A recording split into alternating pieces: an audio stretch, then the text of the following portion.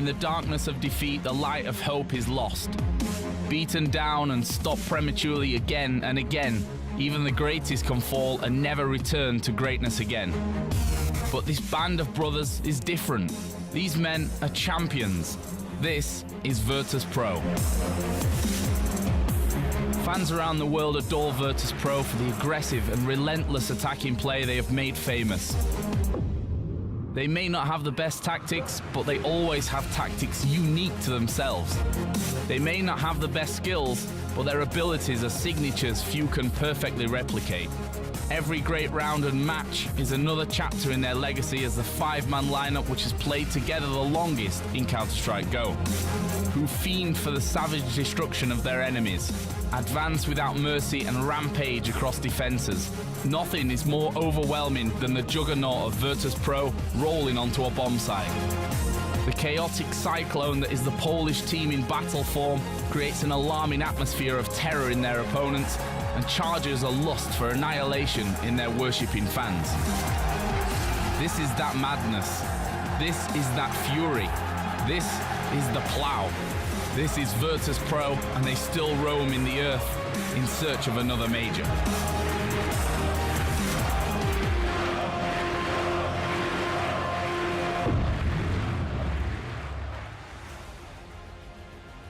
Wow, that's one way to get the goosebumps going. Virtus.Pro are one map up here in our first quarterfinal of day 4 here at ESL 1 Cologne. Astralis, the story is so close yet so far.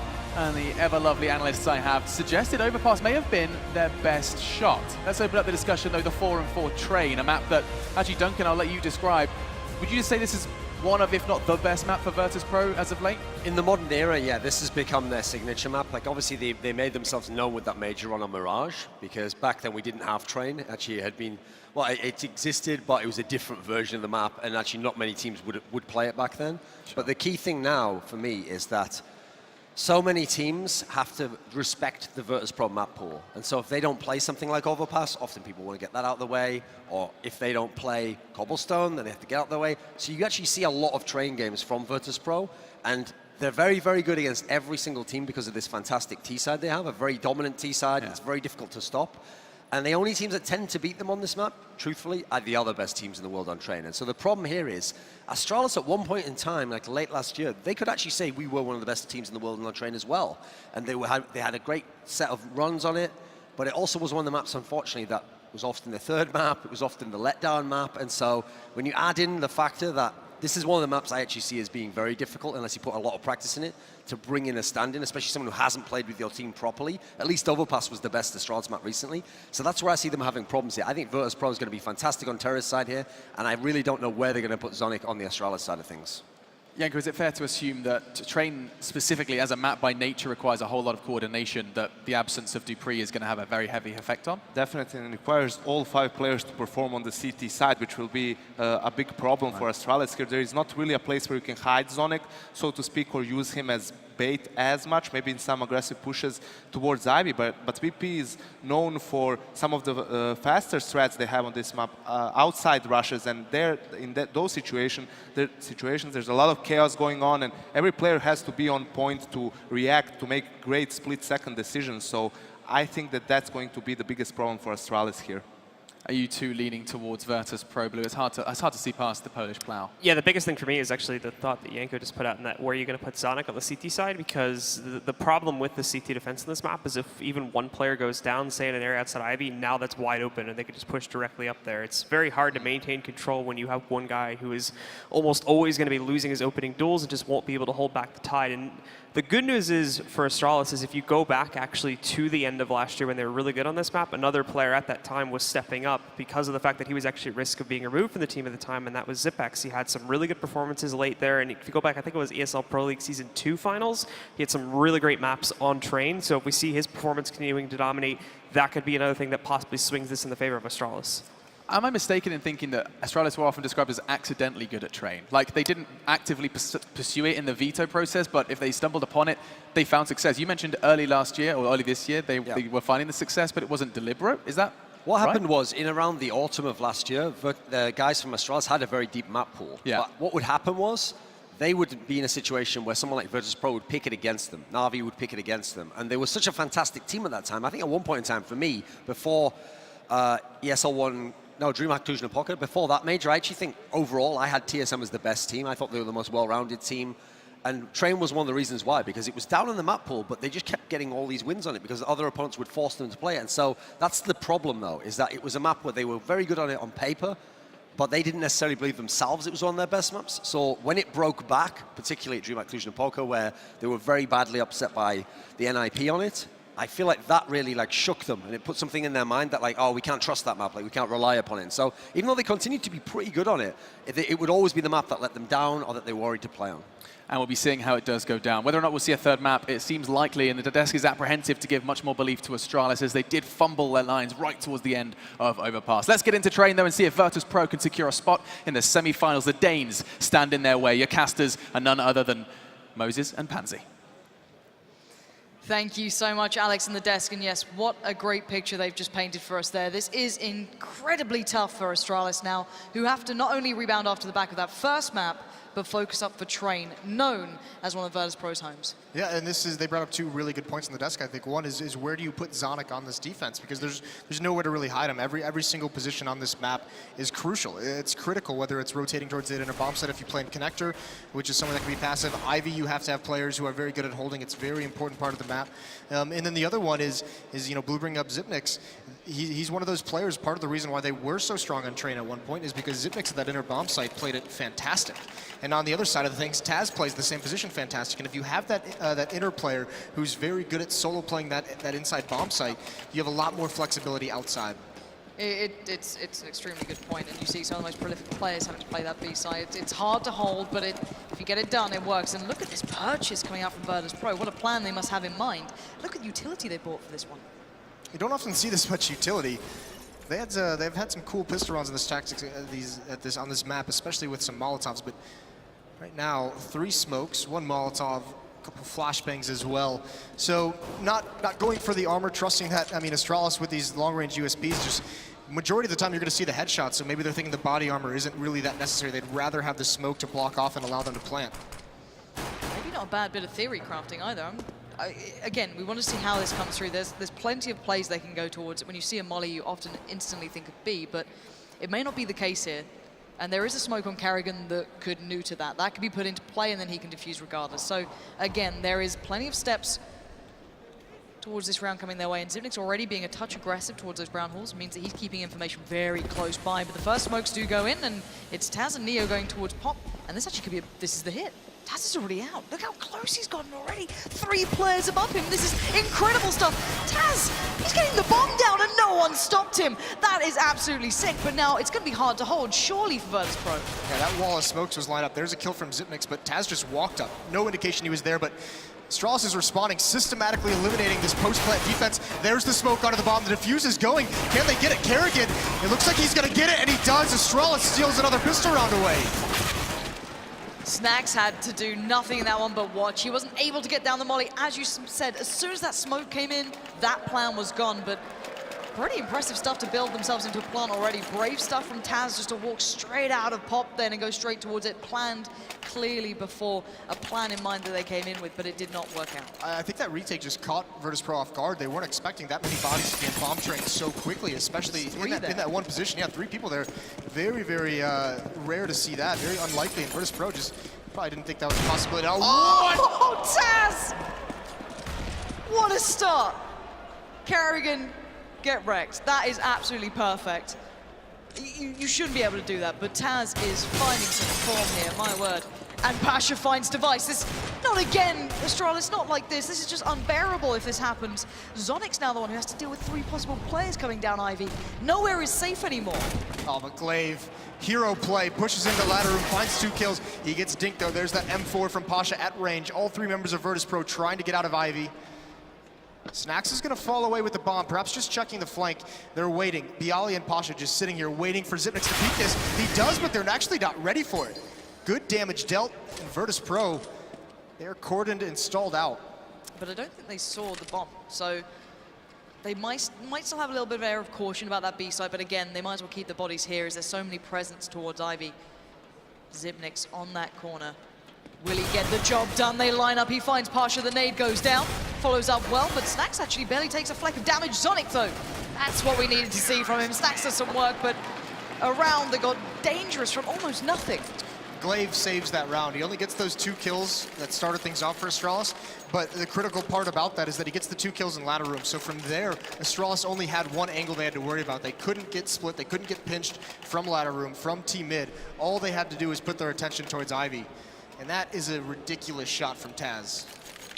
It does, however, mean with all this damage coming through, the plant in the first, it does mean they get the rifles here. And, well, this is going to be a very close one, of course, with Astralis suffering the other side of that. Their money is far from perfect, but they have enough, a decent enough buy. So they're going to be playing close towards Pop, going to push himself up nice and quickly.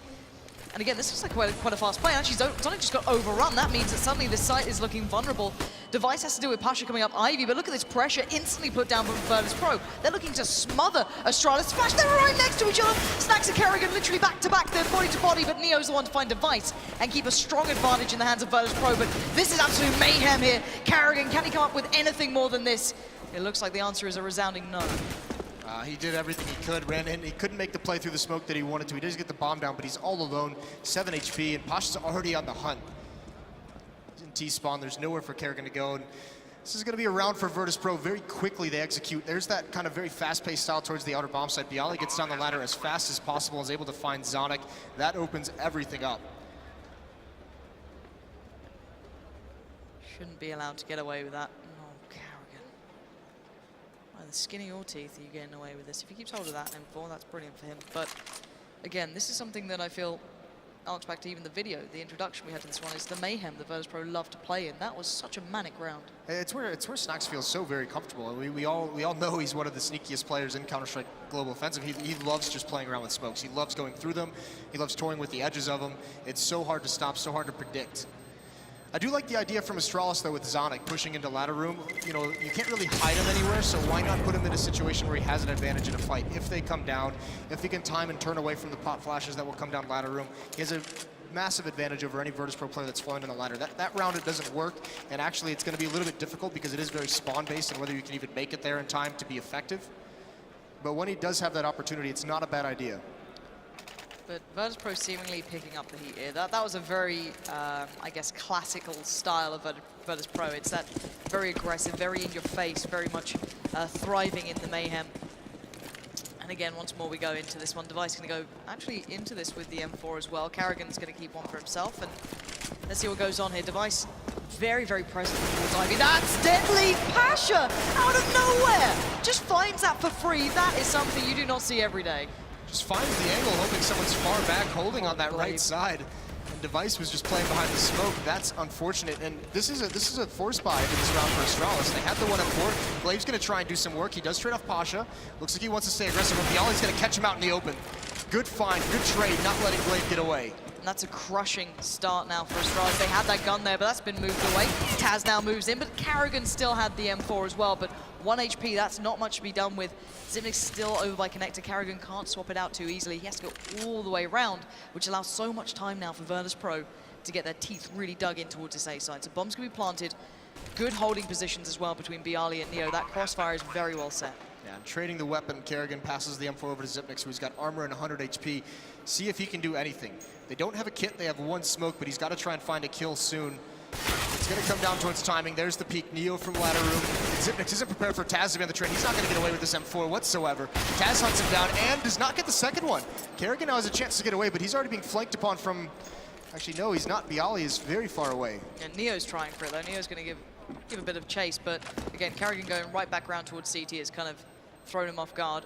He should be able to survive here, unless Neo just absolutely barrels towards him. I don't think he will do at this point. And that should be another on the board for Virtus.Pro. He got a bit close then, and actually Neo does find him in the end. That's the gun lost there, so 2-2 now. Virtus.Pro showing that they do have that incredible prowess here. Astralis buying into that round. They only had about $1,500 each, so no real big loss. They did decent damage, but now this is where Virtus.Pro can kind of build up that bank a little bit more. You see Snax investing in the SMG. He wants that bonus money. Astralis will have to sit out 1 more round before they can get guns on the board. See how Virtus.Pro approach this. Not known for maybe their strength against ecos compared to other teams here. Some teams have made it a real kind of pulling point for them.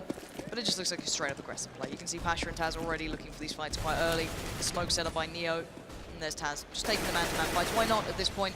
You know you have the advantage. Don't mess around, don't be scared of it, just take the fight you need, and there comes Neo. So a nice little pinch towards the A side. Glaive's in a bit of a spot that you could do maybe some work in. We're going to be singled out by Pasha, and only Device able to trade into that.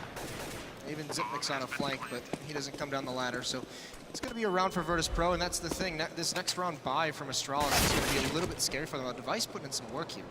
Yeah, catching Snacks in a really awkward spot then, and now in the 1v3, he has no armor. That's the thing. You'd have to catch off almost all these players and have that first shot, otherwise the aim punch really does kick in, and he's going to have to try and be very cautious on his positioning, because these guys are going to chase this one. You can see Bialy, Taz, Neo all closing into where he could possibly escape towards.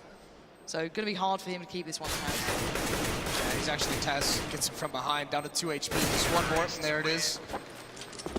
So Virtus.Pro ruthless, not letting Astralis keep any guns into the next round, and it's critical to see how much utility Astralis is going to have. How many nades will they have after this bye? And actually, it's going to be light for Device, it's going to be light for Kerrigan, both investing into Glass Cannon off. And this is the scary part, that these fast tactics from Virtus.Pro, if they come out with it again, they have all the smoke to isolate these oppers to make them very uncomfortable. They have all the Molotovs and the flashes. There's not very much that Astralis can do to slow them down if it's an aggressive tactic. Exactly, that's a nightmare, isn't it? When you're on those double orbs, if they do this quick all-in plays towards sites, it kind of nullifies any impact that you could have possibly had. So again, Snack straight down through pop. Look at this guy's move and just swings out, looking for the hit, can't get it. Device will beat him to the punch first. He misjudged that angle. It looked like he wanted to come pre-fire that angle, but he was just a little bit shallow on it, so he had to creep out, and Device had it already. So that's a little bit of a bummer. That'll help out. Makes up for the lack of Molotovs on the CT side. So now Bialy and Pasha looking towards Ivy. You've got Device waiting on the other side. First flash comes through, allows Pasha to cross around towards the right side. Nade to follow, pushing Device off the angle, and nades do a lot of work here, keep in mind. The armor, of course, not placed with Astralis on 2 of their members, so have to be cautious in regards to how long they stick out these angles. He's throwing a small fake over towards the inner bomb site, and at the same time, Virtus.Pro, Pasha's starting to get aggressive towards Ivy. His defense has been forced away. Zonic is very much alone. Glaive is pushed up, so all these members outside for Astralis, it's actually some very isolated fights. Thankfully, Virtus.Pro at the moment, they're also spread out across the map. Losing one member, you don't really have 2 players to group up and do any kind of entry trading. Neo trying to find a pick towards the end of the bomb site, trying to even things out. Kerrigan actually might oblige him. It looked like he was rotating over, but... He's seen him. But will he be able to find Zipnix? Zipnix so close. The gun barrel shows through. A very comfortable pick up there for Zipnix. And again, retaining numbers, that's the important factor here for Astralis, not giving up picks, not giving up angles. And they've had to give up those some real estate on this map. Good work from Sonic, great timing on the peek out from Glaive as well. And 1 by 1, Virtus.Pro walk in, and 1 by 1, they get back. Nice round from Astralis. No one dying on their team, so now Kerrigan and Device can have the armor. They can have the Molotovs and buy all the nades they'll need. And their buy will come out for Virtus.Pro. It just seemed like VP got a little bit stumped. They had a lot of faith in Snacks to get that pick, and from there they just didn't seem to have a plan after that. It was very spread out, very individual aggression based, and they lost all those duels. Yeah. This is it from Device's perspective, as you said. He had to, Snacks had to almost overcompensate by creeping out that touch further, so it really did cause them a hindrance then. All right, so back into this one, 3-3 now. Astralis showing that they do have some room to work with here, but still, this is a tough one to control. Virtus.Pro still on the buy, as you mentioned. The money's still there with them. Not broken just yet, but it's now a more robust Astralis. Yeah, this should be the, I mean, if Astralis can win this, this should be the last buy out of Virtus.Pro. They've run out of money off this early run out of them. Glaive and Zonic this round playing aggressive together. Kerrigan and Device far back at the AWPs. Once again, this is allowed because Zipnix at the inner site, they have a lot of faith in him. Kerrigan just now rotating over to support. But still no pressure applied by Virtus.Pro. And this might just be a feeling, a read. I don't know how they sometimes kind of judge this, but already Kerrigan positioning for possibly wave for Neo. Taz is there too, so 2 present this time on the B site quite quickly. Zonic pushed up by Pop, but the bomb is with Snacks, and he's still pretty far away. But this aggressive positioning from Astralis will at least give them the information that no one's following up from these smokes just yet. So they know that maybe, okay, maybe there's still something afoot here. Maybe this is still a plan in mind. And Zonic's back in the ladder room, so he's got that advantage if they try and drop down on him. Neo and Taz, last time we saw Neo throw a little bit of a fake, they might try and get a little bit more aggressive with 2 members there.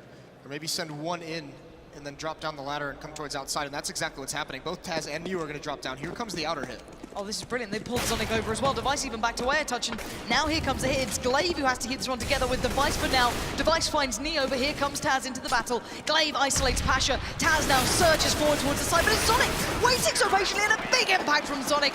We called him out for maybe finding it hard to find position, but that was certainly a good one for him. That is a sick defense from Astralis. They fall back at the right moment, and Virtus.Pro, they find no traction in that hit. They seem to make a lot of progress onto the bomb site, but once they get to that train, I mean, Astralis just pounces and all the kills go their way. A good pick by Device opens things up.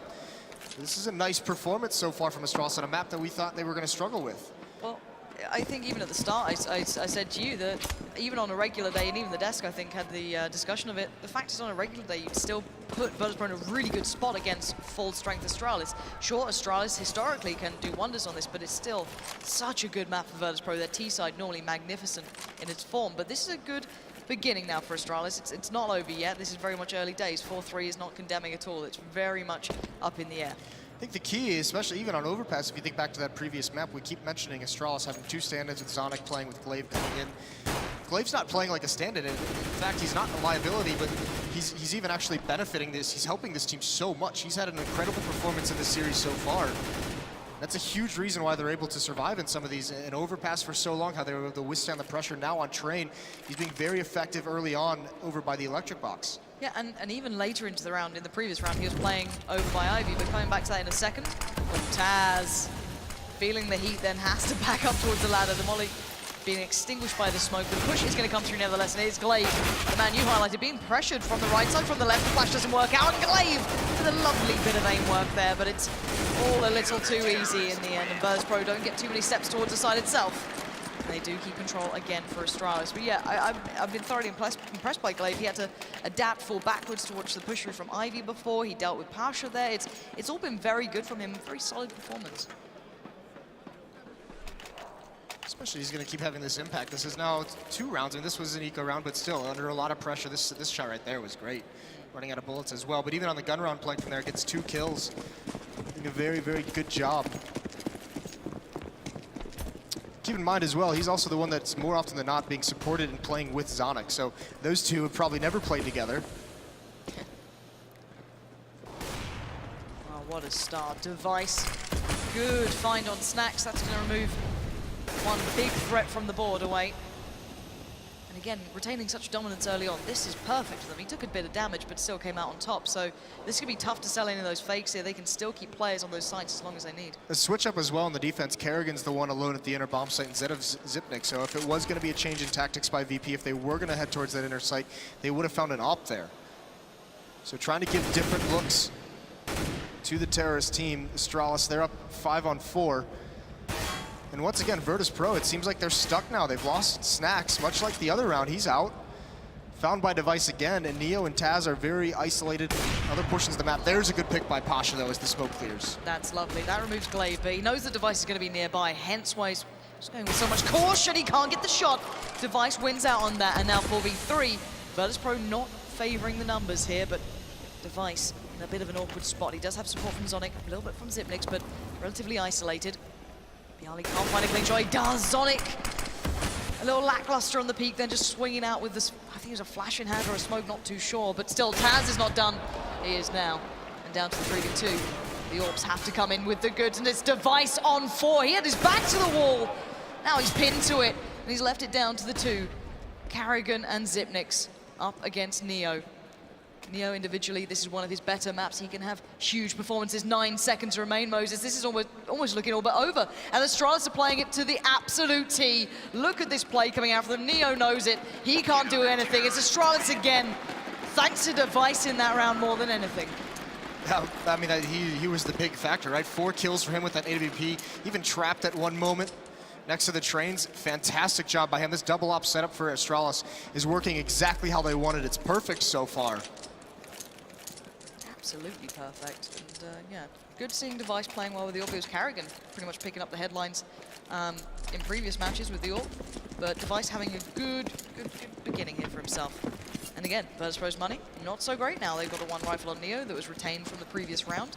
This time, though, to support him, merely deagles. So again, Taz did do pretty well with it before, but shouldn't be able to get away with that every day of the week. You're not going to get a shot like that twice. Just wait for him to do it, just to prove you wrong. Please, Taz. This is now the question, though, because they don't have a lot of utility to play with. They have 3 smokes, but they don't really have anything that they can use to pressure and try and find a pick, try and force a rotation. Especially with these pistols, essentially you're going to expect an execute out of them at this point. And here it comes, it looks like. Taz and Neo coming down the ladder, Snacks, Bialy, Pasha coming out main. And already Zipnix was watching those brown holes. He knew that no one was there, so already starting to look towards it. Karrigan's nade will be the one to find Snacks in the end, but the support waiting in the wings. Taz a little hesitant to walk out. This is the pistol strap from the first round almost, just with far more firepower, but Pasha tries to go around the back, and Glaive is going to support his teammate as much as possible. Neo, the only one to find some work so far. He is the man with the rifle, but the bomb not planted, going to make this incredibly difficult, and those orbs are absolutely reigning supreme here for Astralis, and Bialy found by one as well. This is a deadly duo that doesn't seem to be going away. This defense is propped up by 3 rounds earlier when they first started their streak, rounds 6, 7, and 8. Only one player for Astralis died in all 3 of those rounds. This has allowed so much money to be built up. Over 11,000 on Zipnix and Karrigan. They have all the nades they need. One of the reasons Virtus.Pro is so strong on the T side of this map is because even when they lose rounds, they're so good at finding kills, of keeping your money low. So just as this half moves forward and progresses, usually you still get weaker and you just eventually can't withstand Virtus.Pro. Astralis has done a great job of making sure they have the money to be able to withstand it. One of the players we really highlighted hasn't had to do much. This is, again, looking very similar to the previous round. But this time, Zonic, well, he's just a bit of a bullet sponge at this point. Gets picked up by Pasha, and now Device has to back away. Needs to be careful. Needs to respect what's coming their way, because 3 players are about to pour out pop. And here comes the hit from Virtus.Pro. That high intensity about to come in towards their faces, and there it is. 2, 3 back-to-back for Pasha. That's the impact you want to see him having. And now Karrigan locked out and denied any step towards that. That's the aggressive Virtus.Pro we were talking about earlier. 1 kill, and you can see how fast that plant gets down when they execute in that fashion. As soon as there's any kind of opening, they're in the bomb site, and they're wiping all the defense out. And even Astralis had a fantastic defense setup for it. They had the second op at the inner site. They had 3 rifles outside. That was everything you could have asked for. And Karrigan's going to have trigger discipline here to make sure that he can save this gun. Oh, that's beautiful. Taz is still on the site, though. Oh, the timing. Taz didn't see him either. Karrigan. Oh my god, he's been spotted.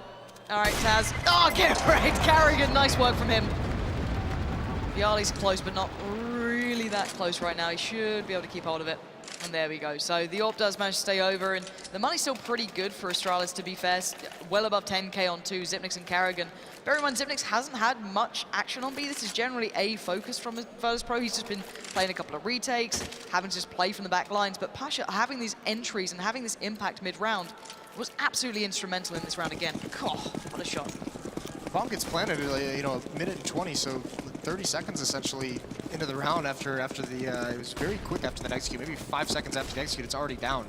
Very tough to deal with. And again, this is fast-paced, but it looks like it's towards the inner bomb site instead. This is nice, this is different. This is the first time we might see the real test of Zipnix and Karrigan having to deal with more than just, maybe Neo making a play or one by each other. Here we go, that's the first test. Winning out, Karrigan catching out Neo. 4 still waiting, they're still going to commit to this, they're still going to go for it. Karrigan looks for more if they see any smokes coming over. Not the case. Bialy's already out on the side though. Flash is holding back the others. Bialy's isolated Zonic. That's a quick pickup. Can't find the connection there for Karrigan, but it's Zipnix to find Bialy. Back and forth we go. The no-scope, it was brave, but it's not going to work out in the end, leaving Taz and Pasha with so much work to do. And that bomb in such a dire place. Glaive is loving it. Feed the machine right now. And Astralis retain a very nice lead here. Pretty crazy to see. Normally when the rounds and train get that hectic, that's when Virtus.Pro, you can really see their strength as a unit on this map. Astralis coming out on top of that one. Again though, another opening pick, Karrigan onto Neo that round. A lot of first kills going the way of Astralis. And Glaive in ladder room is a champion. He's got 13 and 7, Device, the other big performer for Astralis, 12 and 6. So, Virtus.Pro not playing all that together on that B hit. Trying to win in 1 by 1, got isolated a little. What if they're going to do it again? Karrigan alone this time. Zipnix isn't with him. Kerrigan playing with the op so close range. This could have been deadly, but just about makes it away in time. Having a feeling, getting that idea of what's coming his way. Maybe Glaive here in a couple of steps. He's asking for help. You can see Zipnik's coming back around. I think they're starting to get the picture of what's coming their way this time. And I'm hoping for Virtus.Pro's sake, they make such a more kind of together effort on this one, because Kerrigan would love to have those one-to-one fights again. He should know he's going to be here. This is where he took out Neo last time. There's the flash, and he does it anyways. Oh! Second kill. Taz drops him, but 2 for Kerrigan. That's brilliant from Kerrigan. That's the impact you want to be having. But now, can the bomb get planted? Pasha's the one with it in hand. That's his duty. The molly's going to come out. I'm not sure if he's going to make it perfect. Sight, it's a little too deep, actually. So bomb is now down. Glaive on the deep flank, though, will be able to deny anyone from those halls, meaning that now Astralis know they're all between these trains. They're sticking on the side, and it's going to be Taz to get down Zonic. He has to do more, though. Snacks gets taken out as well. It's all on Taz's hands, and Glaive! What a heroic effort in the last couple of rounds from that individual. Brilliant timing on the flank, not going too early, waiting for the timing to be correct, supporting his teammates, and the defuse comes out. This is a level of performance from an individual you don't get to see very often. Also, incredible usage of Molotovs by the Astralis side on that retake. That first Molotov that's thrown, Pasha plants the bomb. That Molotov is designed not to kill him or prevent the plant, but to force him out of that position at the bomb site into the open. They didn't immediately take him out, but a second Molotov lands in the middle of the bomb train, and then he's forced out of the open one more time. Just could not get comfortable, could not set up anything to defend against that retake. And Astralis just marched their way through, combined with that flank from Glaive. It's perfect. Absolutely and utterly.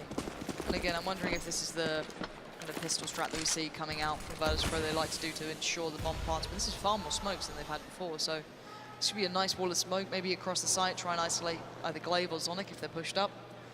They still have to get past Device if they really want that to work out. They've got Pasha and Taz to try and, I guess, build into that one. The flash comes out, Pasha crosses again. Device knows this now. He's starting to get the game plan that's coming out from Pasha. He knows what he likes to do on this.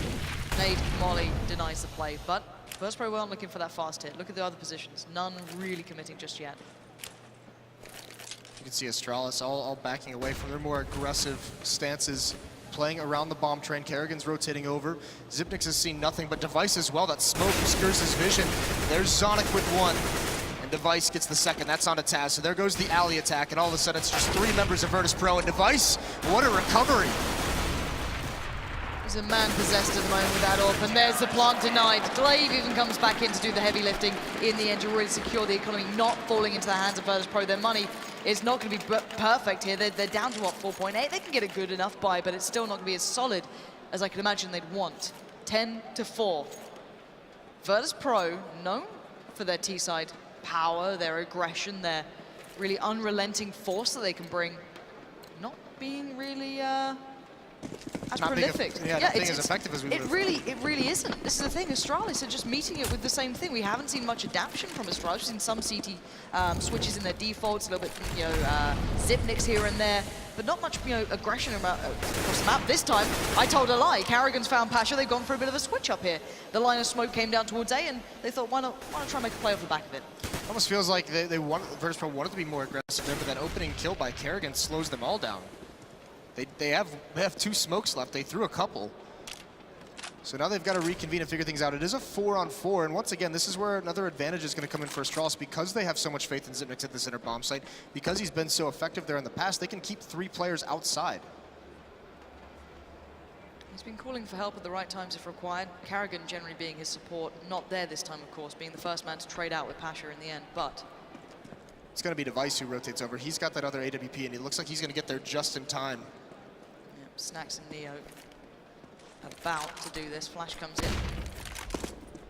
Slows him down, if anything, allowing Device time to get towards looking at upper, so allowing Zipnix to focus towards that lower ramp push. Here come the smokes, here come the flashes, and here comes Virtus.Pro. First one misses Device. You got to hit those. There we go, makes up for it. Taz goes down, leaving Bialy and Neo just scratching their heads going, what just happened? Zipnix gets that first kill and just falls back and baits him right into the crosshair of Device. This is beautifully done, a second kill. It's all down to Neo, and he gets nothing. 11-4 for Astralis. This is a masterful first half coming through here from Astralis. These guys are looking exceedingly solid here. But let's remind ourselves, the T-side is where they sometimes struggle on that previous map as well. They weren't able to trade in effectively. Their slow picks and plays just weren't paying out. So this is still up in the air. It may look good for now, but do not write Virtus.Pro out of this one. Astralis are not done just yet, guys. Do stay tuned. We'll be back after a short break.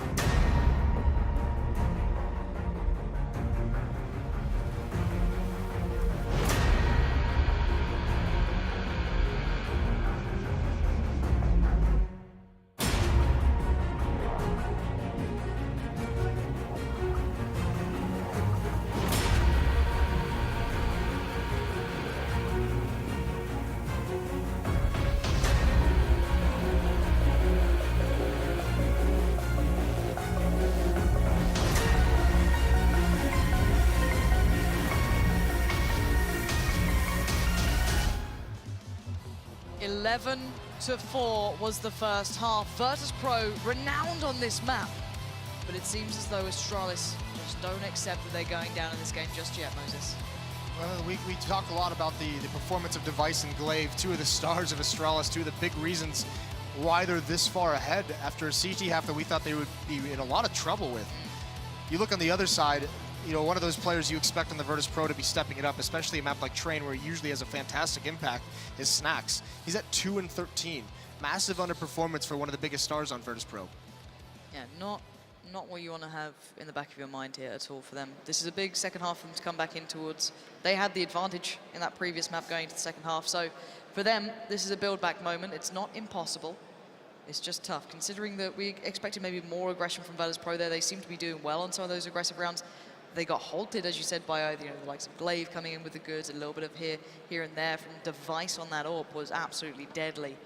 So, many factors coming alive for Astralis here. This is going to be the second half. And this is where we've seen them struggle, you know, all the way back towards that series against Dignitas on these T sides.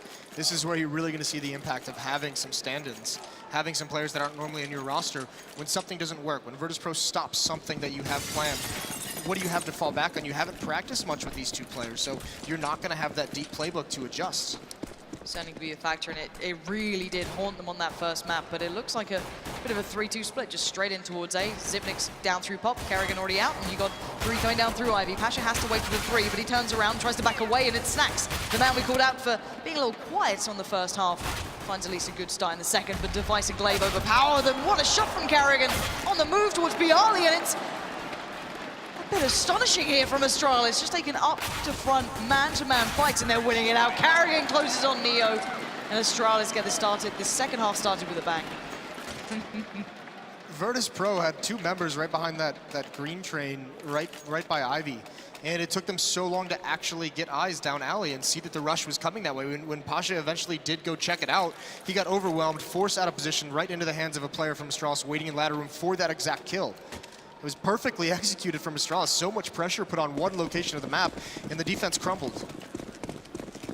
Why coming back in, though, for Virtus.Pro to quite a margin. 4 nades on the Virtus.Pro side. They're going to try and nade stack over towards the choke point, see if they can catch Astralis off executing it. It could be towards Ivy when they spot it out. Yeah, Pasha's going to have to call for this one. See if anyone moves towards it. At the moment, he's all alone. This could completely render those nades useless if they make this quick flash. Oh, this is brilliant. Glaive just leaps out into the loving arms of Pasha, takes him down, and they're looking to try and keep this one as clean as possible. Snacks overwhelmed, outplayed. Glaive is playing an absolute blinder of a game so far. Such confidence, and it's all working out. Neo. All right, catching Glaive. 2v4. Almost finds another. Not going to be the case, however. Leaving Taz with CZ and armor. It might be time to try and keep hold of that if he can. I mean, you can just see Glaive is starting to just get so much confidence with how well he's been playing, just straight up just bull rushing that alley. With the SMG, getting those 3 kills, Virtus.Pro is in a lot of trouble right now because despite all the struggles on the T side, if you have a guy like Glaive who's playing like this, a guy like Device playing like this, when they start to have that confidence, if they're able to even just get 1 or 2 kills, that alleviates so much pressure from any kind of tactic they have to run. That gives them such a big advantage. And right now, there's no one on VP who's able to step up in the same way as Glaive and Device. It's terrifying, isn't it? Sonic's starting to have a good game, you know. Pretty sure he knows Train a lot better than Overpass, just classically. Yeah, I mean, that does help. He probably has never actually played a game on Overpass before. Let's be honest, if you want to go back to that sort of point, it's probably true. But yeah, as you said, if one player starts getting this hot, you know, if this one player starts feeling warmed up, confident in front of this crowd, that everyone starts cheering behind them, what a feeling he's going to have, and it will just overcome those issues they previously had until it gets broken. Of course, it can break.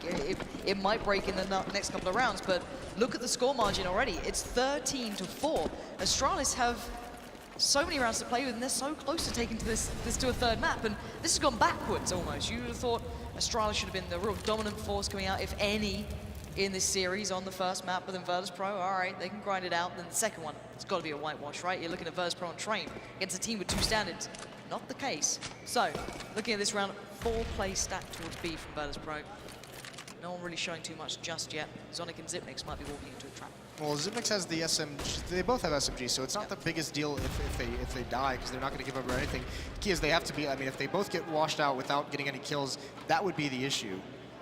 But are they going to commit before being able to find out this is a stack? It looks like Virtus.Pro inside, they're getting a little bit antsy. They've all gotten a little bit more aggressive, but actually, Astralis is rotating right back into this. Here's a chance now for Virtus.Pro. This is quite scary, quite genuinely. There's a lot of damage to be received on this, especially when you've got Taz, the man who pretty much put that first nail in the Astralis coffin in that final round in overtime with the CZ. Flash comes out, no response. Caution shot, but here we go. There's that CZ again, the deadly CZ, and it comes into play. Pasha towards Zipnix, Taz towards Sonic. Glaive just keeping it in check before it all spiraled out of control, but there's still an advantage here for Virtus.Pro. Yeah, and this is a sick read by them as well, just bailing out to the outside bomb site. It's going to be another stack Astralis is met with. Are they going to be prepared for this? At least now they have the range. The Molotovs come out, the smokes to the choke point. Neo is isolated. He gets the kill anyways. This is huge. Eventually he's taken down by the fire. One boosted up device Taz! gets dropped. It's down to Carrigan, 10 seconds left, he has to find him, and no! Taz again, causing absolute mayhem with that CZ. 3 for him, supported initially by Pasha, and then Neo comes out. Devastating for Astralis. I mean, Taz, a miraculous play with the CZ, ends the match on overpass, brings them the win. Here, it gets him right back into this game, prevents this from getting too out of hand. It looked like Astralis was going to get up towards 14 so early, too early for VP to recover from, but another big-time play. That kill on device, he had to get that immediately. Okay, again, window of opportunity starts to form, doesn't it? You get yourself back in, even off something small like that, you get it early, you get it almost for free, a little bit cheaper than you should. It's got to get them feeling better about this one. Okay, guys, we've got the guns now, we can do this, we can do much more than this. Still, it's on a knife's edge. This is a very fine line they're starting to walk here. Not to mention, that's the kind of round that you lose that'll really kind of shift your focus. So Astralis have to hold strong. 4 AKs, a Tech 9 on the Astralis side. And Virtus.Pro, they were aggressive early on this defense for the side of yard. Bialy's still in ladder room, but Snacks and Neo very much playing together, very much playing at about the middle of that outer train yard. And it's only Taz inside, who, by the way, we should say this is a specialist map of his, as Thorin likes to put it. Probably one of his best maps playing alone at this inner bomb site. He's so effective here. That's actually a very good point. I always start to look at Neo when he started to warp again on this map, but it is Taz consistently. But you can see the hesitation now on Astralis. They are having to respect what's coming back in from Virtus.Pro here. Device and Glaive have been halted down by Ivy. Looking like they want to make the hit now. Bialy waits so perfectly towards drop until the second. Device and Zonic claim kills, and now they have the advantage. Snacks with the UMP though, not gonna let them have all the fun. Neo claims at least 1 towards Zonic, but left into the 2v2, it's Neo and Taz against Device and Carrigan. 30 seconds, Carrigan catches Neo on the perfect angle, and now Taz can't do it again. It's Carrigan with 2, and Astralis take another stride towards picking up map 2 here. They're not done yet though, because Virtus.Pro is able to win that eco round with just pistols. They're going to be able to buy into this one. 3 members will have rifles. Bialy, Taz, and Snacks pick those up. Pasha and Neo will be stuck on pistols, but still pretty formidable buy coming out that Astralis has to be very, very careful with. 14. Oh, that's what a way to open a round for Device. Device is actually really on point. Again, he was a man who wasn't having the biggest of games before, but this is a really solid game for him, especially on this map. But look at this instant aggression from Glaive. Straight out, straight looking for the fights. Before, it was cautious, it was hesitant. Maybe he should have done it again. Neo's just punished him with that 5-7. Carrigan's left reeling off the back of it going, I'm all alone now. I could be overwhelmed, I could be pushed, I'm going to be smoked out. He gets the timing on the shot. Pasha steps out right into it. And now 4v4 is back all even. Huge kill to get, and a little bit of luck going the way of Astralis in these past couple rounds, but why not? You'll always take it. Neo's going to be in position for a fast flank because Astralis is hitting this inner bomb site. Taz is here. He's got the M4.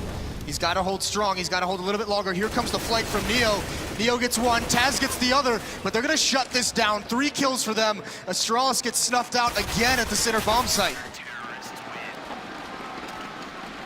Taz showing some class there. Neo especially as well, very much at the forefront in supporting him in that play, denying any step towards the site that Astralis was trying to have. So, 14-6. Money now down for Astralis. They're down to pistols here and there. If anything, very low actually. Device can actually invest into the Deagle. As much of as this looks bad for Astralis, that they can't win some of these, the eco round that they lost, now they just lost a round with against 2 pistols, they can afford to make these trades still. They're up. Obviously, you don't want to let Virtus.Pro, you don't want to give them that much of a window, but if they keep trading rounds like this, that's okay because they're already at 14. They have some rounds to play with still. Plenty of opportunity on the cards, and any damage dealt here is a massive bonus. shouldn't be able to be achieved, but we saw what a CZ can do to a whole team, so I wouldn't write him out just yet, but the start is going to be very tough to claim a plant from. There's no utility just to even smoke in towards that B side, so it's going to be pretty tough here.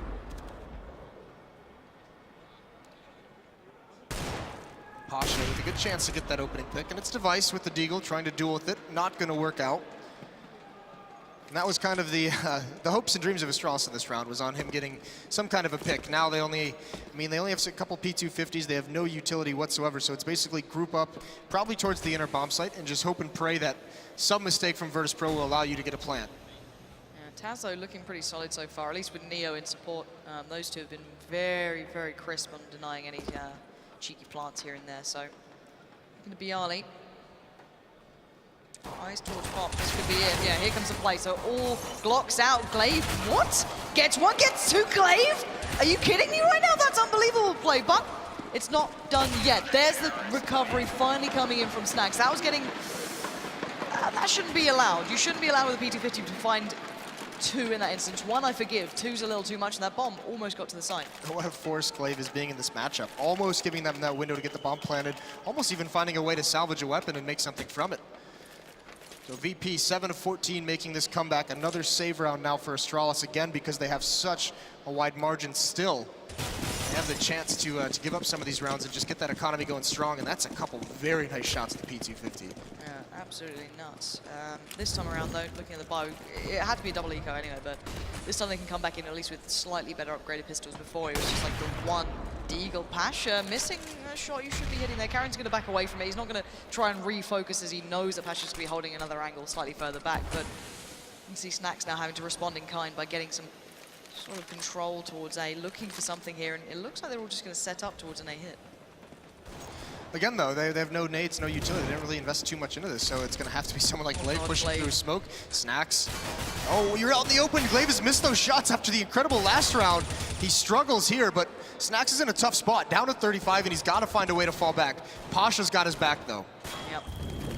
Molly comes in. That's going to keep Glaive pinned in there, if anything. I don't think he's going to go over there. No, he's burning alive and right into the eyesight of Pasha. And now 3 left. This should be pretty much cleanly done. Snacks did go down, and Carrigan's looking for a chance.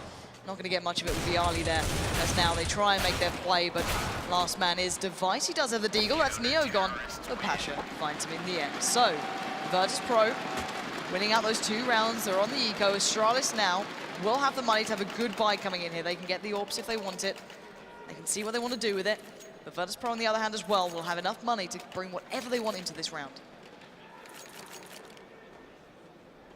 Kerrigan's got the only AWP on the Astralis side. It's dropped over from Zonic.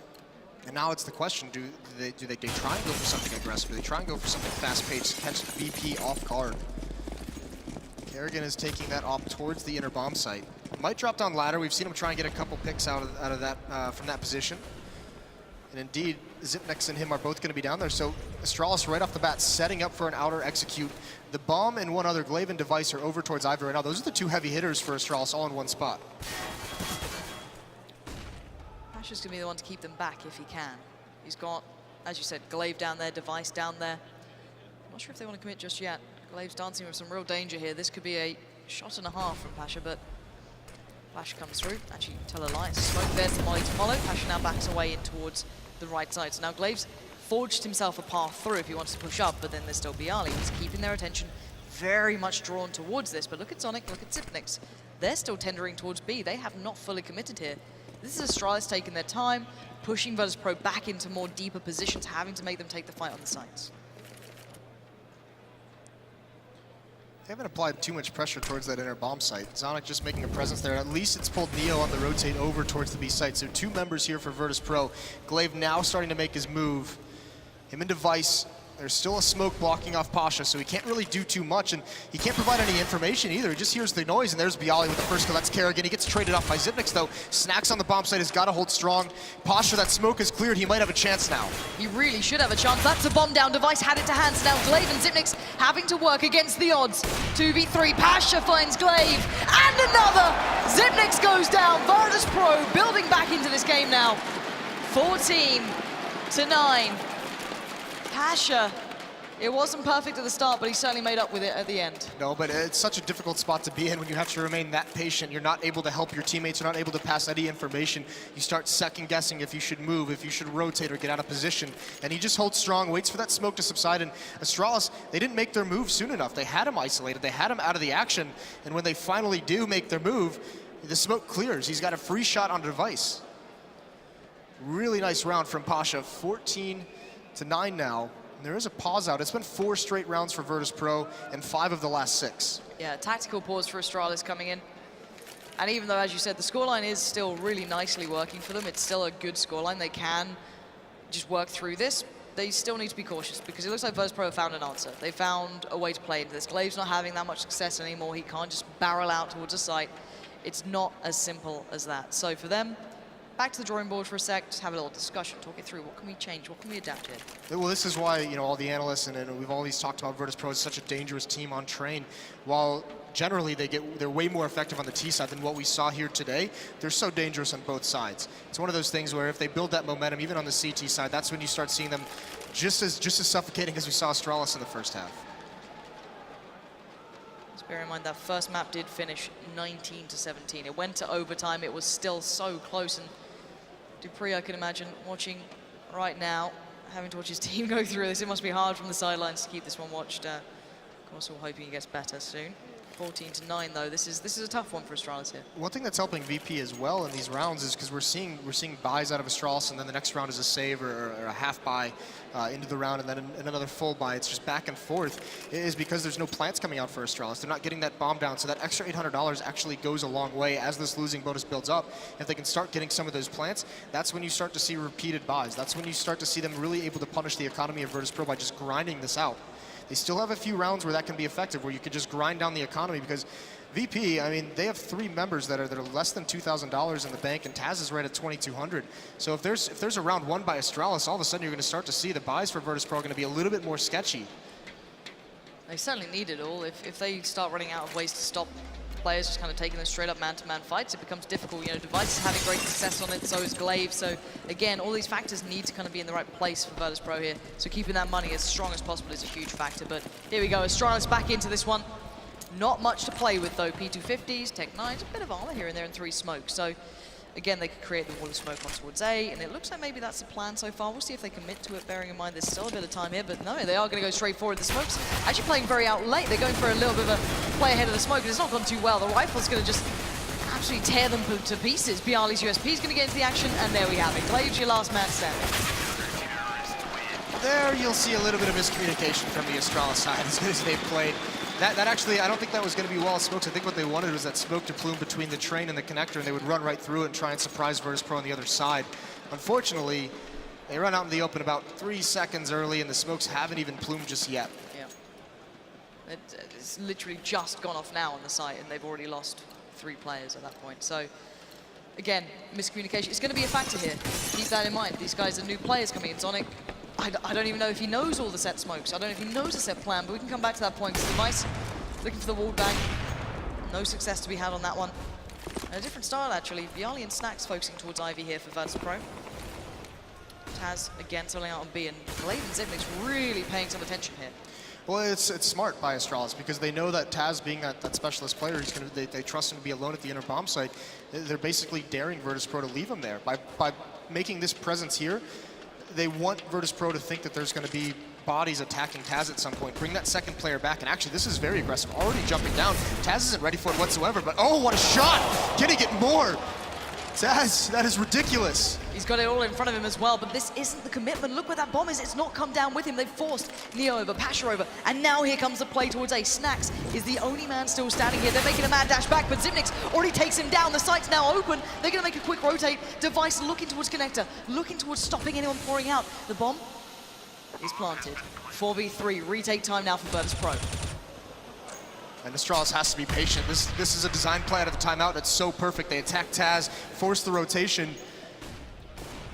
Zipnik gets that kill and gets away with 1 HP. There's Neo pushing through, finds Zonic, now with 3-on-3. Kerrigan's still there, Device still far back. Neo's gotta find Kerrigan though. Critical spot for him to hold it. He looks down, Kerrigan can't react in time. 3-on-2 now. They've still got a smoke. Here we go. The bomb is going to be diffused as we speak. Device finds one. Neo comes back. Device on Neo doesn't matter the bomb. It was diffused by Pasha in the background. And even though Device will take out Pasha in the end, it doesn't matter a single point. It's Virtus.Pro again in such a great position. 11-14 now. Astralis seems so close to closing that one out. They had everything almost working for them, but then Neo on the retake was absolutely sick. One bullet. That was nuts. Get out. That's why he's so effective, but that's a big kill from Neo. Once again, maybe a little bit of that Zonic inexperience getting caught out in the open, but still a plant and all 5 kills for Astralis in that round despite not winning. So a lot of damage to the economy. They're running out of rounds to play with though, and Taz, he gets aggressive, he changes things up. I think that's a team nade that does that damage. A little bit of miscommunication between him and Neo. But he's at least forced Xyp9x and Zonic away from making any progress in those box halls. That makes this map feel incredibly small for Astralis. No ground gained anywhere else either. Now scared to even step towards brown halls where actually Taz is still present. He's not backed off from this. He's going to stay out maybe in a one and done spot. Maybe he can do more. He still had some support from Neo, so that's still into place. But no one else is able to find much here for Astralis. The big thing is Taz staying here, the action is so far away that they can rotate in time and they don't even look for an off angle from Taz. It's traded by Zonic. That's nicely done. Now you see Neo, but Device picks off Snacks outside, so it's a 4-on-3 now. Bialy and Pasha are still in a good spot though. Bialy could catch anyone out if they try and make a bit of a quick dash towards the site. Pasha's going to back away from the molly that was burning. And they are slowly working through, but look, Bialy walks out, gets down two! Bialy, that is incredible stuff. Leaving Device and Karrigan in a real bad spot here. Karrigan finds one. Somehow Pasha didn't hit Karrigan then. That looks so on point, but Bialy, this man is sneaky as you like. And the difference a second can make. Yeah, but they have to find Pasha. This is such a hard position to flush him out of at the moment.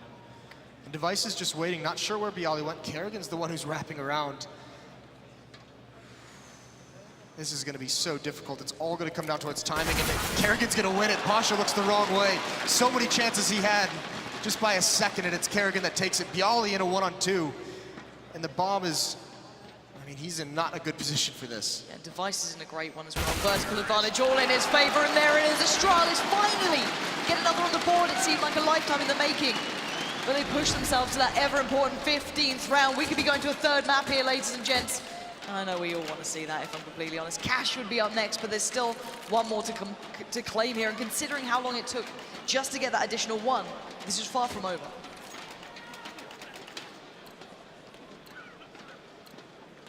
Up on Pasha, Snacks though, this is what I'm talking about. The economy's been ground down. That one win, with all the kills they've had in the recent rounds, with some of the plants. Hey, look at this buy now. There's no nades on Pasha. There's one on Bialy. Snacks is only on a pistol, and even then he's light on utility. So a lot of advantages in the way of Astralis this time for this round. Neo and Snacks playing aggressive towards bomb train and E-box. Bialy in ladder room. Very, very aggressive posture from Virtus.Pro. But they're basically out of nades already. Snacks has one smoke. They've got 2 flashes on Taz. If they don't find something early on, they're gonna have to just outright win duels against a team that is so powerful right now. 2 ops as well. Oh, this is so scary. It's on a knife's edge. It's 1 minute and 14 seconds to decide how this goes down. As said, they need to be in the right place at the right time, win out those fights. There's so many factors here that Virtus.Pro need to get going for themselves. Astralis still have so much to build into this round with. They can paint this map however they want it to look. But Bialy and Snacks still in a deadly spot. This is all down to where Astralis take this now.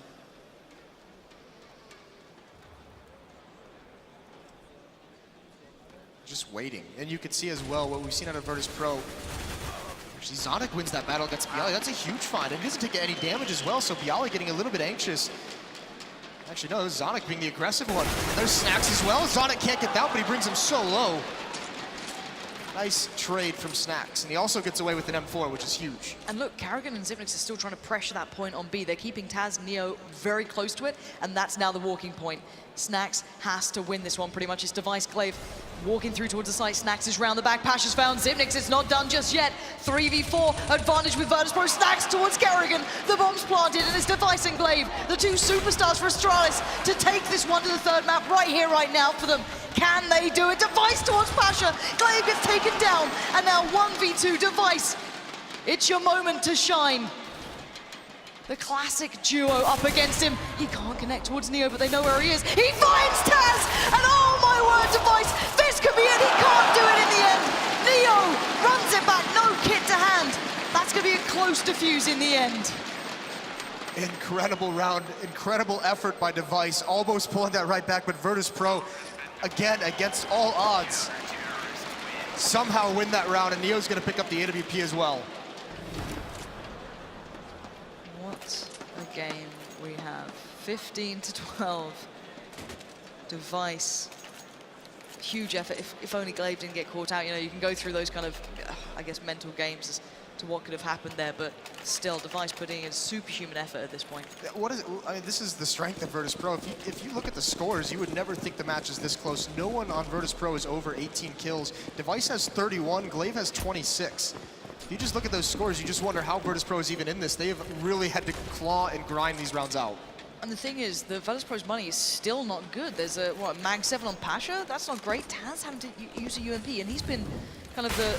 Oh, no, that's not good either. Neo's one of the big players here. He traded out with Device, actually, in the end. Means that Pasha now gets himself an M4, so that's a big upgrade. But Astralis, you've got to be careful on this approach. That's actually... Neo's going to love that trade. Take Device out, take the op out of his hands.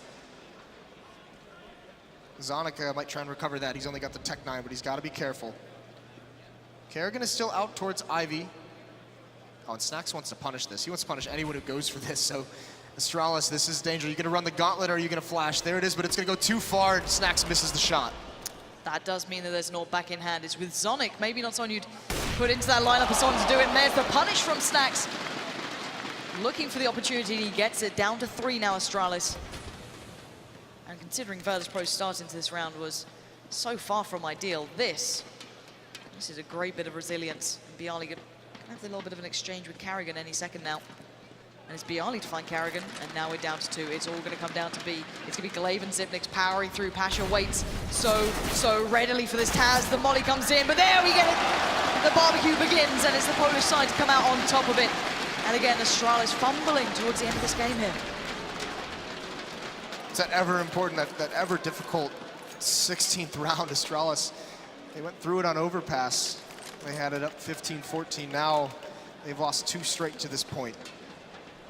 They've got to save. They've got to wait 1 more round to be able to win it. So it is, I mean, more than likely going to be 15-14. There's really no purchase. There's no nades. There's no armor.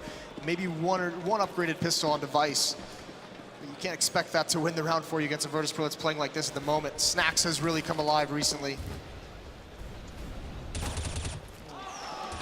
That's a condemning start here for Astralis, already being manhandled by the Virtus.Pro side. Neo just building up money, adding insult to injury, rubbing salt in the wound. Pasha waits down by Ivy, looking to see if Glaive was willing to walk through the smoke. Not going to be the case. Neo turns around. It's down to Zipnix and Glaive to do anything, and that, with merely Glocks and already damage received, is not looking so likely. This wouldn't be, I mean, this almost feels like Glaive is just being so passive. They're just saying, they're talking a little bit maybe about the next round, just staying alive and just having a small conversation, because Zipnix as well is just walking all the way back towards T-spawn, so staying away from the action for a little bit longer. But 15-14, now Astralis has to come up with something. And at this point, what do you do? That's the question you've got to hope they have an answer to. Otherwise, we're into overtime again. And you know what? I wouldn't be too sad about that, Moses. It's been quite an enjoyable ride so far. This has been incredible that Astralis has been able to do this, considering everything that's been against them. What an amazing performance they've had in these 2 maps.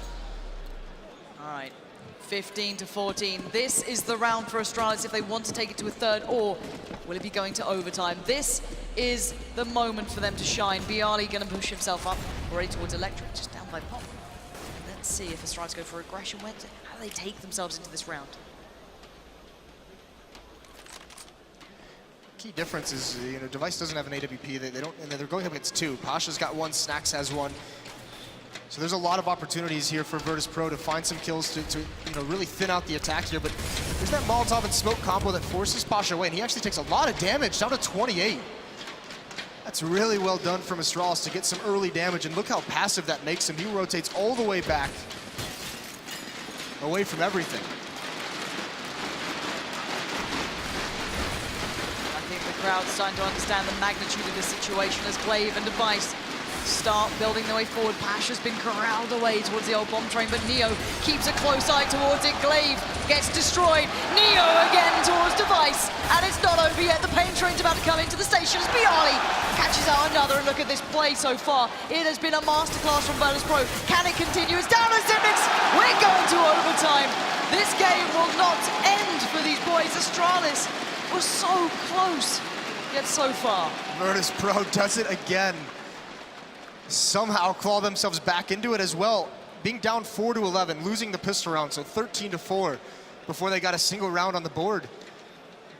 That is incredible. They're able to do this now, and it's the complete opposite. Astralis made the comeback in the first map. Now it's Virtus.Pro.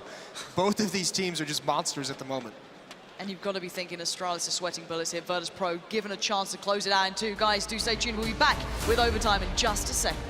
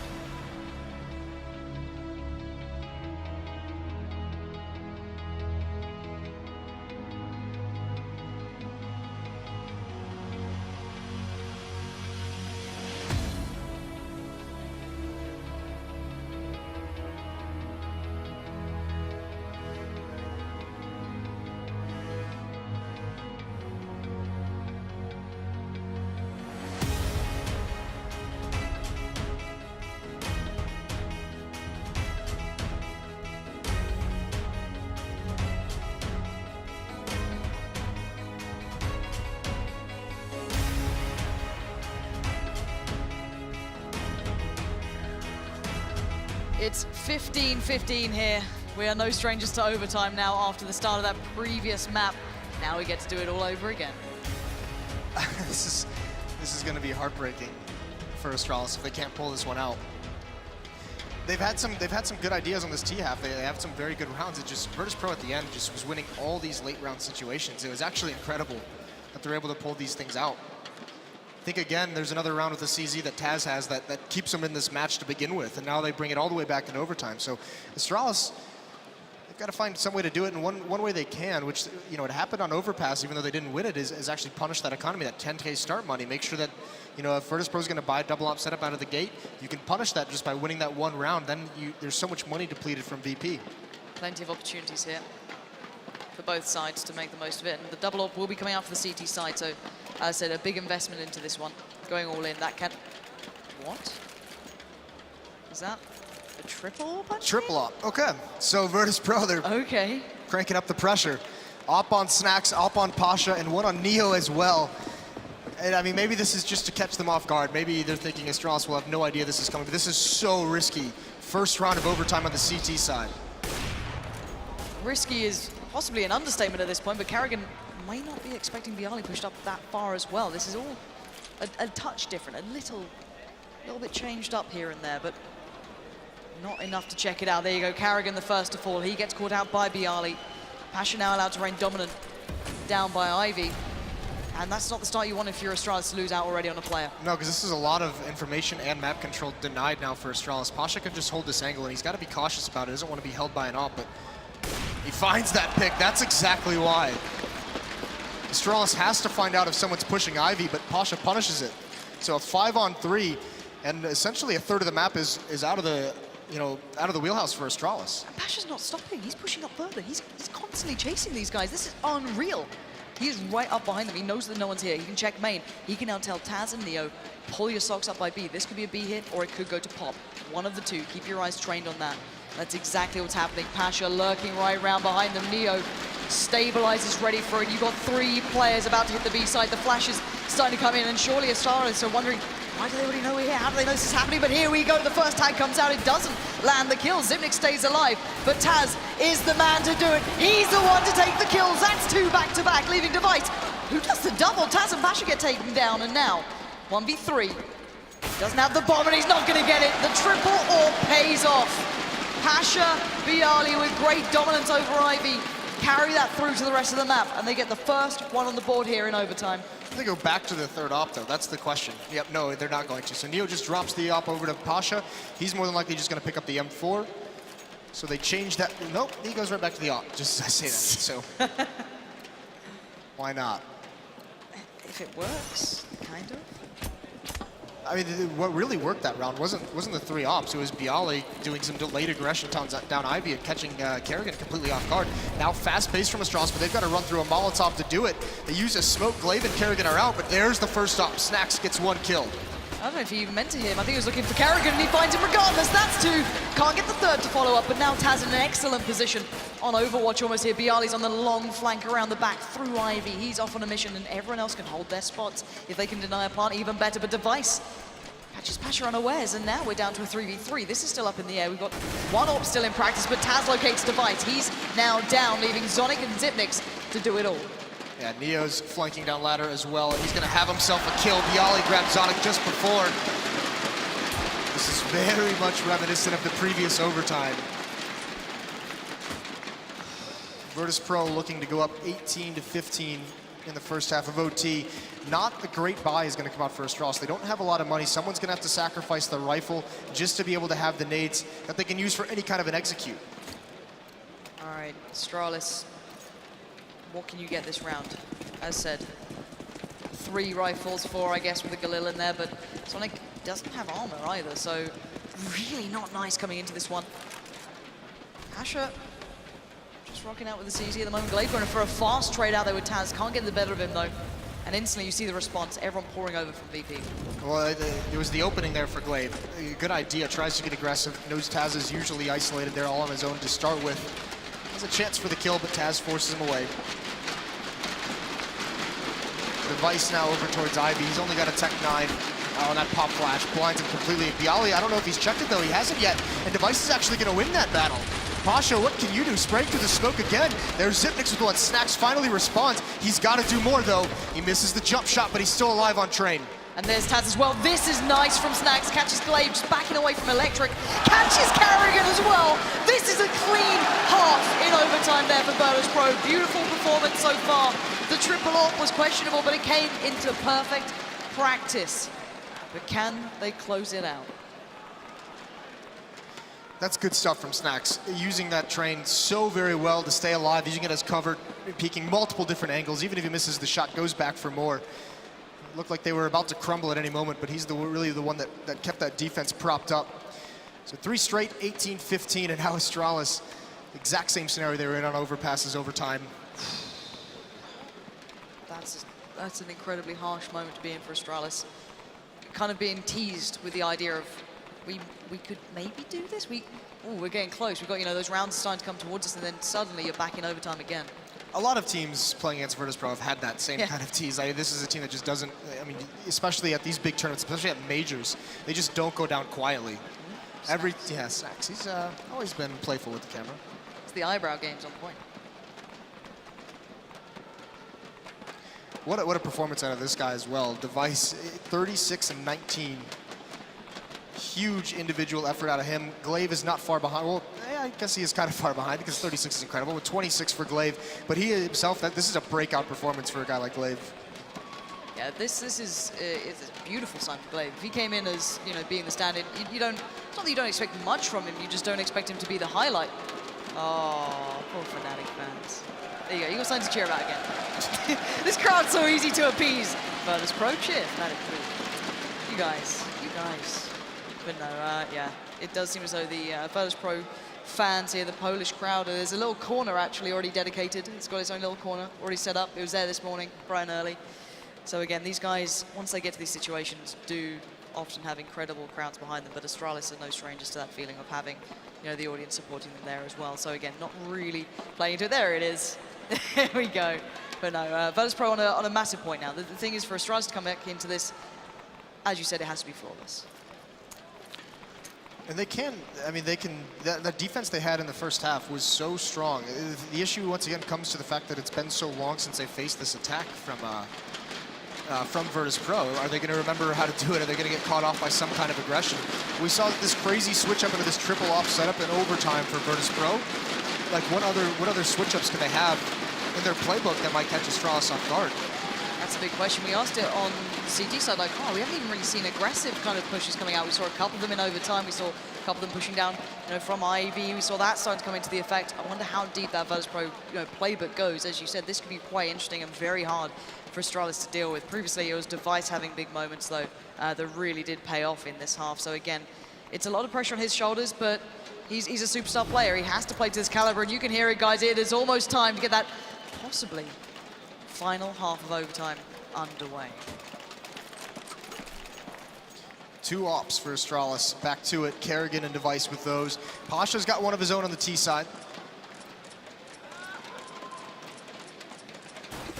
Here we go. 15-18. Virtus.Pro need 1 more to get to the semi-finals. Astralis need it all. They have to fight tooth and nail to stay alive and claw their way, kicking and screaming into those semi-finals. It's going to be a tough task, but they are certainly up to the challenge. They've already shown great resilience. Can they keep it up? Slow style coming out again for Virtus.Pro. It's going to be the duel between Device and Pasha. Those ops over towards Ivy. Device is being very aggressive with this peak. Pasha's holding the angle as well. Pasha's Viali there too. There's the bait of the shot. Pasha now takes the swing. He gets it. That's the first step in the right direction. Again, great success for that man already in this map. Looking to do more. Smoke's out left, Molly's out right. Looking to really apply that pressure towards Astralis. Keep them guessing, but where's the hit going to come from? Sick bait by Bialy. Just shoulder peeking that angle, waiting for Device to get the shot out. That allows Pasha to just scoot a little bit farther to the right and get the angle on Device. And that repeat, though, it might have been a little bit too much from Device. Over-aggressive, trying to do too much. That's so punishing. 4 on 5 now, and still Virtus.Pro. They haven't committed, but now they're going to come towards this outer bomb site. Here come the smokes. It's all on this defense.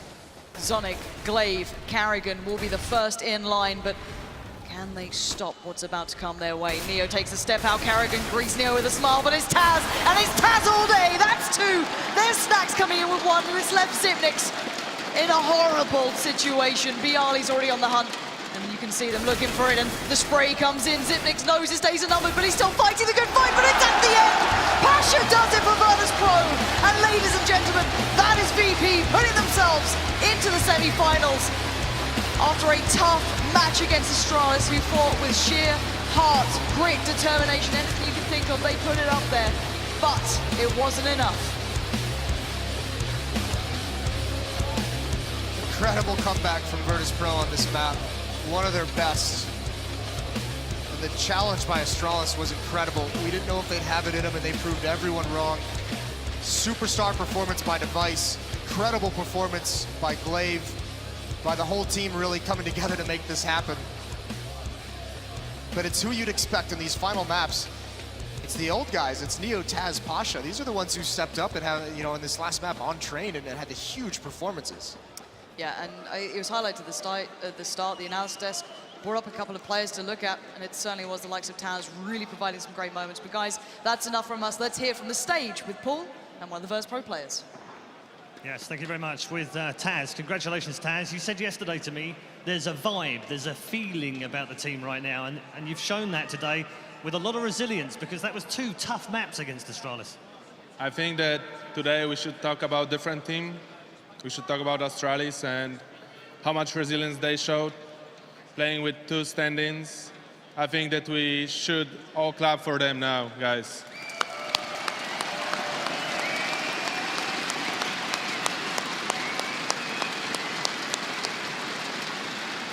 That's very sporting of you, Dupree, obviously getting better in hospital. It's never a nice way to have a major. I do want to focus on you as well. You seem to be playing out of your skin. What is going on? I don't know, I just want to win. Really, really want to win. Just a burning desire. Yeah. What about the rest of the guys? Everyone seems to have stepped up all the way through the group stages, and today everyone had their part to play. I think they also want to win. I mean, it was a very long time since we went to semi-finals in the major. Even more times since we were in a final and win one. So we just really, really want to win it bad. Okay, thank you very much, Taz, ladies and gentlemen. And Virtus.Pro are safely into the semi-final.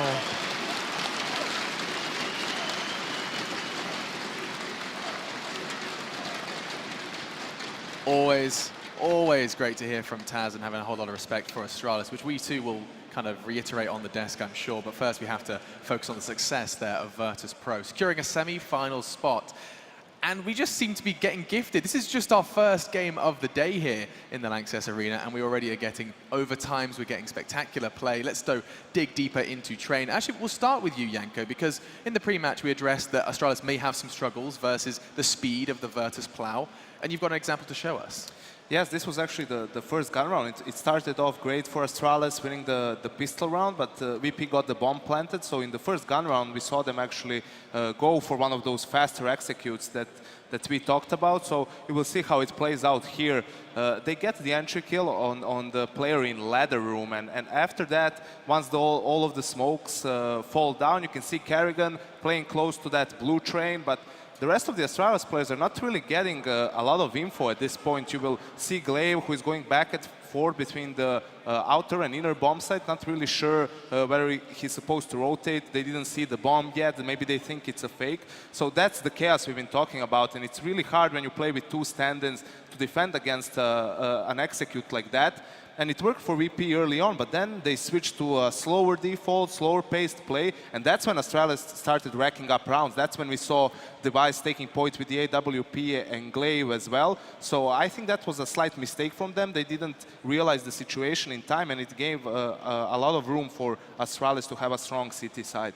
It did happen again, Duncan. Another strong defensive side from Astralis. Yep. It just seems to be a guarantee despite the two stand-ins. Well, first of all, they've had a lot of success in this tournament with pistols, even since they got the stand-ins, which actually, funnily enough, against some of the opposition, you'd say, oh, there's some strong players here. That should be one of the harder parts. And because they get these early leads, they do build up these CT sides. But again and again, they're going to look back on this, and unfortunately, they're just going to look at these terrorist sides. And it's the same exact storyline as well. They do the comeback, and for some reason, they only put Device onto these ops later in the halves. You know, they don't start out with that. It's only, it feels like it's a desperation move. He goes, right, there's nothing left to do, we do this. But it's been very effective. Like, actually, over this series, he's had a very good performance. He really did have that superstar performance. Glaive gave him a lot of help as well, but I think you can't really ask for much more from Astralis. Like, you can look at some of the things and go, you could have done this better here, but I think to even be in this position where you could have 2-0'd the guys from Virtus.Pro, I think that's more than enough. I think it's a very commendable effort, and the better team won, I think. Yeah, real credit where it is due. The main discussion point we have had, even way back in the group stage with Astralis, was this Device performance. 36 frags from Device Blue. I mean, that's kind of exactly what the doctor ordered, right? That's a nice way to go out. Easily commendable, considering he wasn't as prevalent yesterday, and we still saw those performances from yesterday still being present here at this event. They played their hearts out, they tried their best. I even actually like what they did with Zonic on the CT side, because that was a big question as far as where they were going to position him, so as to ensure that when he goes down, eventually it wouldn't have too big of an impact. They tried to play him a little bit more aggressively, putting him with Glaive, who thankfully had an amazing game in himself. So when they did have those pitfalls with Zonic ended up going down, a lot of the times he was in the short lane approach coming outside of the T connector there. You would immediately be able to put Glaive in the position and trade that out, and we saw that strong CT side continuing. Kerrigan as well with the op, specifically on the inner bomb site when he was using it there. Virtus.Pro actually were having some struggles, kind of just walking right into him in numerous rounds. He was given plenty of kills for free in that situation. So Virtus.Pro, moving into the semifinals, they're going to have to watch out for stuff like that, because it was still looking a bit messy on their own T side. And actually, that's the debate I'd like to have now. We've given our credit to Astralis, overcoming so many odds just to be here, never mind sticking it to Virtus.Pro in 2 overtime maps. What I want to now address is Virtus.Pro, and if we've gathered any weakness, learned anything about this side. The fact that Astralis were so hamstrung and still proceeded to struggle in 2 maps, Duncan, does this make us a little apprehensive in the likelihood of advancing through the semi-final? It does and it doesn't, because Virtus.Pro does have that quality that the all-time great champions do have, like we saw from Fnatic, obviously, where they can get down, but they can always grind back. Like, it's never in their mind, even when it reaches map point for the opponent, like, the game's over, sure. Or like, yeah, I'll try, but like maybe start thinking of the next map, or they really always think it's possible, and part of it is because they don't have to get it from one person. They don't have to like have a Device or a Glaive go crazy. They knew that like Neo can win around late for us, even if he's been doing nothing all game long. So they still have that belief. I think it's well-founded as well. Like, it's not just just hope. But I do have to say the big weakness that I'm worried about going forwards is there's the potential of playing SK Gaming in the semi-finals. Yeah. And if they play SK Gaming, they're going to have a much, much stronger T-half. We can't have this kind of like picking it up and having to win miracle CT rounds. They're going to have to do a lot of it on T-side there because we know how fantastic SK Gaming is on both sides of the map. And we'll be talking about that more if that does come about. Virtus.Pro securing that semi-final spot. I think it's always interesting to talk about Virtus.Pro, the fact that they get driven by the crowd. You know, in the interviews, in the casting, we're always sitting there like, and there is, for some reason, I don't know what they do, they just besot the crowd instantly, and there's just so much cheering, so much noise, to the point where they're even booing their opponents. I think it's like a feedback loop, though, because the thing is, the reason the crowd gets so hyped, and in every country, there's so many fans of Virtus.Pro, is because they have such an exciting style of play, you know, and so it's so compelling that it makes people get more pumped up, and then they want to make the crowd go, and then the crowd's feeding into them. So I think it's just like a feedback loop that goes on, and it still works to this day. And Janko, is that something that, you know, we can, as analysts, sit here and genuinely say drives Virtus.Pro, helps Virtus.Pro? Because, I mean, you know, we're realists, we think logically. Is there really something to be said about the crowd, the fans, that this stage environment and experience? I think you definitely feed off of it.